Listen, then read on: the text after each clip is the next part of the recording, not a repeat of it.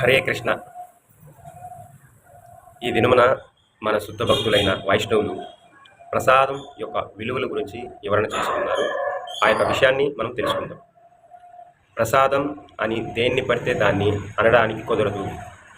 ఎందువలన అంటే ప్రసాదం ఎవరు పెడితే అది ప్రసాదం అవుతుందో, అది మహాప్రసాదంగా మారుతుందో అన్న విషయాన్ని ఈ దినమున మనం తెలుసుకుందాం.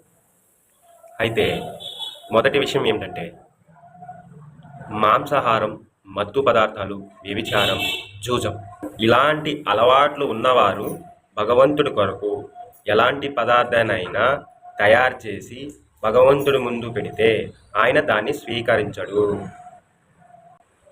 కనుక అది ప్రసాదంగా మారదు. ఎందుచేతనంటే వీరు పాపకర్మలు చేసిన కారణంగా. కనుక మీరు ఈ విషయాన్ని గమనించాలి. ఇది భగవంతుడు ప్రసాదము, తీసుకోండి అని చెబితే కాస్త గమనించండి. వీరు భగవంతుడికి పదార్థము పెట్టే అర్హత చెందిన వారేనా? ఎక్కడ పడితే అక్కడ ఇది భగవంతుని యొక్క ప్రసాదం అని చెప్పిన వెంటనే తీసుకొని తినరాదు. అది మిమ్మల్ని పవిత్రుని చేయటం ఏమో కానీ అది మీకు వారి యొక్క పాపకర్మలని మూటని మీకు అందజేస్తుంది అని మన శుద్ధ భక్తులు వైష్ణవులు తెలియపరుస్తున్నారు.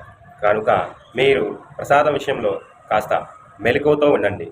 ఇప్పటికే మన యొక్క పాపకర్మలు నశించడానికి చాలా కష్టంగా ఉన్నది. వేరే యొక్క పాపకర్మల్ని తీసుకోవడానికి ప్రయత్నించకండి. హరే కృష్ణ.